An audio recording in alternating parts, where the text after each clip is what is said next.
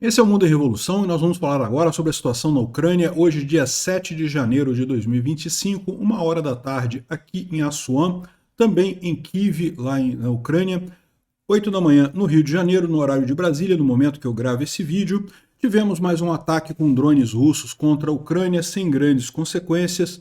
Os ucranianos liberaram mais informações sobre a destruição de um Pantsir aqui em Kherson.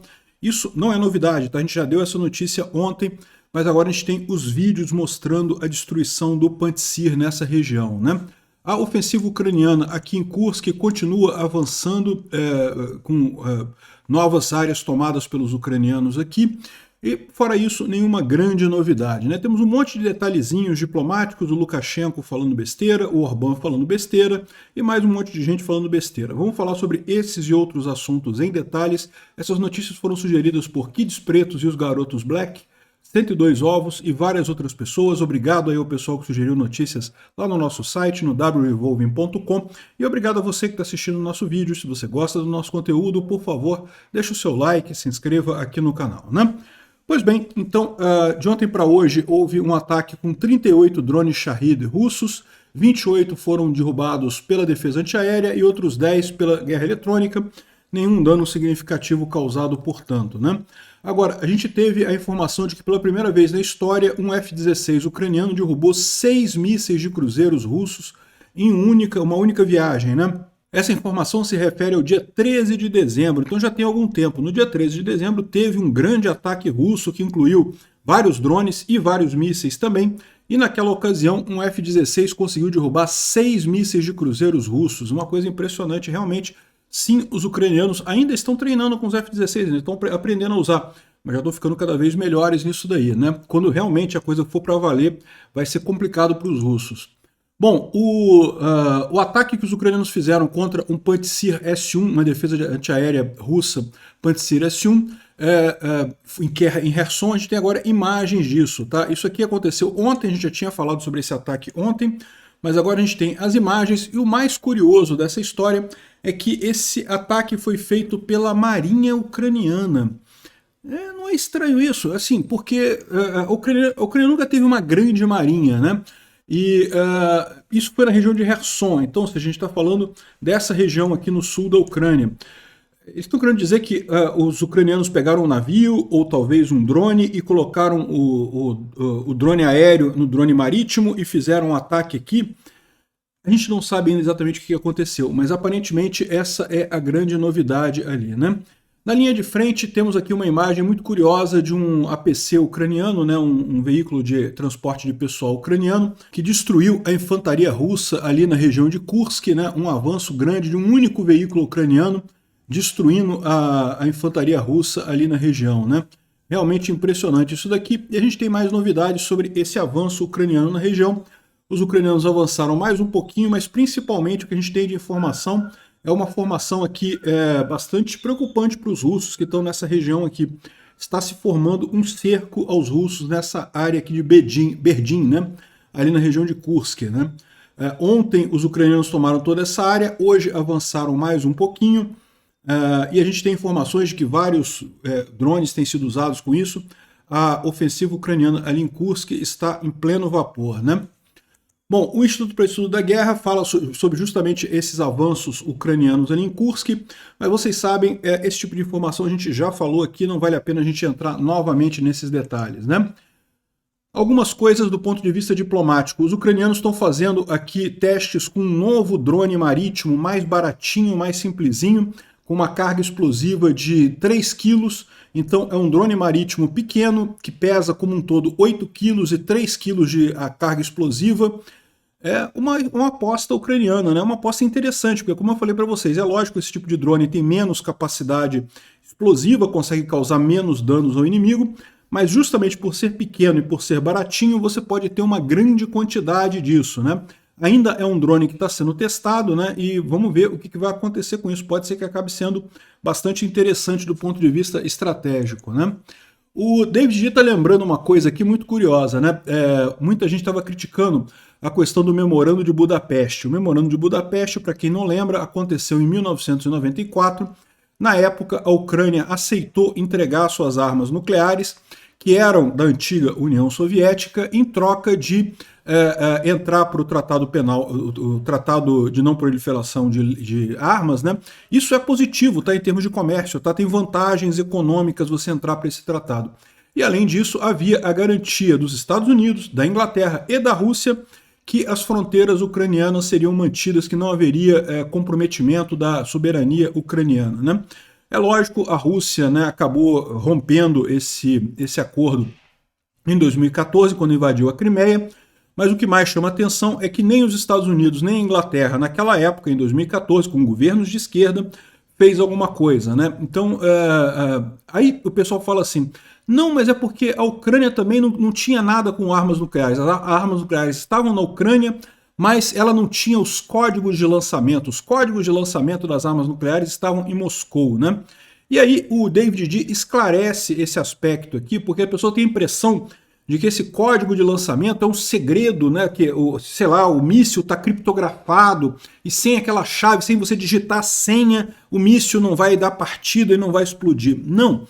O que eles chamam de futebol, né, que é o nuclear football, que é aquela maleta que o presidente carrega para tudo quanto é lado, que permite, né, tanto o presidente americano quanto o presidente russo e o presidente dos demais países que têm arma atômica, né, carregam a bola de futebol nuclear para tudo quanto é lugar que eles vão.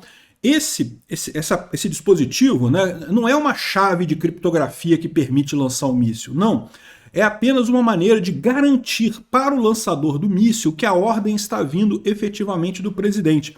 Então tem sim uma chave criptográfica ali, né, para o presidente poder ordenar um ataque nuclear, mas quem faz o ataque nuclear é o cara, o soldadinho que está sentado. Soldadinho, não sei se é soldado, se é cabo, se é sargento, sei lá qual é o ranking do cara. Mas é a pessoa do exército que está lá no posto de lançamento de mísseis, né? Essa pessoa, ela recebe uma mensagem falando, olha só, manda um míssil nuclear no endereço XYZ. Agora, imagina a situação, essa pessoa tem que ter muito cuidado para saber que essa ordem está vindo do presidente, porque vai que essa ordem, vai que alguém invade o sistema e manda uma ordem indevida para lançar um míssil nuclear em direção a alguma coisa, né? Essa pessoa que está lá, ela tem que receber, tem que ter garantias de que aquela ordem veio mesmo do presidente. Então, essa maleta nuclear não é ela que vai diretamente lançar um míssil, não. Ela vai garantir que a ordem está vindo do presidente, vai chegar para esse soldado, cabo, tenente, coronel, sei lá, que é a patente do cara lá, que é o cara que vai efetivamente ligar o negócio e disparar um míssil. Essa pessoa pode disparar um míssil de qualquer forma. Então essa ideia de que, não, mas a maleta nuclear dos mísseis nucleares da Ucrânia estava na Rússia, então os mísseis na Ucrânia não serviam para nada. Não, sim, lógico que serviam. As pessoas que estavam operando esses sites nucleares da antiga União Soviética dentro da Ucrânia sabiam disparar os mísseis, sempre souberam, sempre puderam disparar esses mísseis, né? Era só fazer uma nova maleta nuclear ucraniana com os códigos para garantir que era o presidente da Ucrânia mesmo que estava mandando aquela ordem, não era uma outra pessoa que invadiu o sistema e mandou essa ordem aleatória, né? Aí o pessoal está explicando aqui como é que funciona e não sei o que lá e coisa e tal. E é uma idiotice, no final das contas, lá, os militares que estão ali no local de lançamento, eles têm a capacidade de lançar arma nuclear, sem dúvida alguma. Não é uma questão disso, a questão só da maleta é garantir que a ordem veio do presidente. Enfim, né? Então sim, poderia fazer isso, né? A Ucrânia poderia usar as armas nucleares. Não tem nenhuma pessoa na Ucrânia que hoje não se arrependa desse acordo que foi feito lá em 94. Bom, o ministro do Ambiente e Clima da Polônia garantiu que está pronto para mandar eletricidade para a Ucrânia caso a Eslováquia decida realmente cortar a eletricidade ucraniana, né? A gente falou isso, não vai ter problema nenhum isso. No final das contas, o fico desesperado porque está perdendo dinheiro no final das contas. A Ucrânia não vai ter problema com isso porque a Ucrânia está certa, ao contrário da Rússia, que está errada. Sempre vai ter gente disposto a ajudar quem está correto nessa história, né? E, bom, ao contrário, a Transnistria está com um problema, né? A Transnistria, o pessoal está com muito medo de uma crise humanitária na Transnistria. A gente já falou sobre isso, a Transnistria está sem gás, já fechou todas as indústrias, já acabou com o aquecimento domiciliar. E lembra, naquela região ali é muito frio, o aquecimento domiciliar é uma coisa muito importante nesses meses do inverno, né? A gente está ainda no meio do inverno, né? Em janeiro, ainda tem fevereiro inteiro, março ainda está frio ainda. Só no final de março que a coisa começa a esquentar um pouquinho por lá. Então o pessoal da Transnistria está com um problema. E tem gente que está preocupada com isso, pode gerar uma crise humanitária ali, né? O Lukashenko respondeu ao Zelensky, né? Vocês lembram, o Zelensky na entrevista com o Lex Fridman falou que o Lukashenko pediu desculpa para ele, falou que não, que os russos usaram o território de Belarus sem desculpa, sem coisa, não sei o que lá. O Zelensky criticou muito o Lukashenko. E o Lukashenko, é lógico, é um presidente transplantado lá em Belarus, tal como o Lula é um presidente transplantado aqui no Brasil. Ninguém gosta do Lula, como lá também em Belarus ninguém gosta do Lukashenko. E o Lukashenko respondeu agora dizendo que ter uma ditadura como Belarus é melhor do que uma democracia como a Ucrânia, né? Eu já estou vendo, daqui a pouquinho o pessoal do Lula aqui no Brasil vai usar o mesmo argumento. Não porque uma ditadura de esquerda não tem problema. É muito melhor do que uma democracia de direita, que absurdo. A direita, os nazistas, fascistas, taxistas, motoristas, faxineiristas e não sei o que lá. Não pode, né? Tem que ter uma ditadura de esquerda é melhor do que uma democracia desse tipo. Daqui a pouco o próximo argumento do Lula é esse, né? Enfim, ele está dizendo aqui que acusou Zelensky de romper com o Natal ortodoxo, que hoje, né, dia 7 de janeiro, é o Natal ortodoxo, né? Muitas igrejas ortodoxas comemoram o Natal hoje. A Ucrânia optou por comemorar junto com todo o Ocidente no dia 25 de dezembro, né? Não vejo problema nenhum nisso. Quem quiser comemorar hoje também pode, tá? A Ucrânia não proibiu ninguém de comemorar no dia 7 de janeiro, não, tá? Você pode comemorar. A questão é que o calendário oficial é esse do dia 25 de dezembro, né? O Lukashenko está todo chateado com isso daí, porque a cara de batata dele está ficando cada vez mais evidente para o pessoal que a batata dele está assando, né? O Putin caindo, Belarus não vai segurar o Lukashenko por muito tempo. Felizmente, vamos ter também a liberdade do povo de Belarus, né? A Ucrânia não vai forçar o retorno de cidadãos do exterior, disse o ministro lá ucraniano, né? Tem alguns países na Europa querendo que a Ucrânia force que os ucranianos que estão no exterior voltem para a Ucrânia, né? Alegam duas coisas. Primeira coisa, que seria bom para os países, porque diminuiria a imigração e não sei o que lá, não sei o que lá. Mas a verdade é que os imigrantes ucranianos são entre os mais trabalhadores, que mais geram oportunidades econômicas nos países para onde eles vão, né? Então não tem muito problema para esse país. O pessoal não gosta muito do pessoal árabe, né? O pessoal muçulmano, que costuma ter muita resistência nos países europeus. Os ucranianos têm alguma resistência também, tá? Sempre imigração sempre causa alguma resistência, mas é relativamente pequena. E o segundo ponto seria que isso ajudaria a Ucrânia a ter força militar. Mas eu já expliquei para vocês que essa ideia de que mas a Rússia tem não sei quantos milhões de pessoas, a Ucrânia tem menos pessoas, então a Ucrânia vai perder a guerra porque a Rússia sempre tem mais gente para morrer. Isso é uma ideia ilusória, né? De fato, a Rússia tem 3 vezes mais população que a Ucrânia, mas o fato é que tanto a população da Ucrânia, o que sobrou na Ucrânia, mesmo as pessoas que saíram da Ucrânia, descontando essas pessoas, quem ainda mora na Ucrânia, ainda é gente pra caramba. Então, assim, é impossível usar todo esse potencial no final das contas. Para efeitos genéricos, tanto a Rússia quanto a Ucrânia têm infinitos recursos humanos. É lógico, a qualidade desses recursos pode ter problemas, e também a questão de você ter capacidade de armar esse pessoal e treinar esse pessoal. Esse é que é o desafio, você ter dinheiro para armar e treinar esse pessoal. Pessoa tem, gente tem. Bom, a Rheinmetall, que é uma empresa alemã bélica, prometeu 180 mil cartuchos de munição para o Gepard. Isso é uma coisa muito importante. O Gepard é um tanque, um blindado alemão com metralhadoras, que estava sendo até descontinuado. Tá? A Alemanha estava parando de fabricar ele porque não via mais utilidade nele. Mas descobriu-se, ele é excelente para derrubar drones. Todos esses drones Shahed 136 que os ucranianos derrubam, uma boa parte dele, uma grande parte deles, é derrubada pelo Gepard, né? O Gepard tem 2 metralhadoras de alta velocidade, então elas alternam, geram muitos cartuchos, e ele ainda tem um movimento de direcionamento automático. Então o próprio radar identifica onde está o drone e manda o disparo naquela direção e acaba derrubando os Shahed 136 com muita facilidade. Então, a boa notícia, a Rheinmetall vai fabricar mais munição, porque a Ucrânia está precisando. Você vê que todo dia tem ataque de drone Shahed russo contra a Ucrânia, né? Bom, o Telegraph coloca uma matéria dizendo que Kursk pode marcar o fim do Putin em 2025. O problema do Putin é a economia, é o que eu falo para vocês. Você pode ter algum efeito que gere mais problemas para o Putin a ponto dele ser chutado, Pode, né? Por exemplo, o Putin tinha prometido a todo mundo que ia retomar Kursk em dezembro, depois em janeiro, e até agora não retomou. Ao contrário, a Ucrânia está avançando mais em Kursk. Então, isso está ficando ruim para o Putin. Mas o grande problema de base do Putin é a economia. A economia russa está destroçada com essa guerra. O Putin não tem como resolver este problema, né? Bom, olha só que coisa curiosa, né? Outro dia mesmo o Fico teve esse problema. O Fico, vocês lembram que é o primeiro-ministro da Eslováquia, ele virou Rousseff, e justamente por quê? Porque ele estava comprando gás da Rússia barato, na empresa dele, e revendendo para os eslovacos com um preço mais caro, com preço de mercado. Estava ganhando muito dinheiro, estava feliz da vida. Tanto que em dezembro ele foi visitar o Putin, reclamar da Ucrânia, falar que o Zelensky não pode cortar o gás da Eslováquia e não sei o que lá, que chato e coisa e tal. E depois dessa reunião com o Putin, ele sumiu no mundo, né? Só depois que descobriram que ele estava num resort de luxo no Vietnã e coisa e tal. Tem uns resorts de luxo realmente fantásticos por lá. E agora o Viktor Orbán, da Hungria, que é outro idiota Rousseff também, que está dizendo que sumiu também, desapareceu, ninguém sabia onde é que ele estava, agora descobriram que ele está num hotel 5 estrelas também, na Índia. Ele foi visitar a Índia, aliás, diga-se de passagem, é o que eu falo para o pessoal.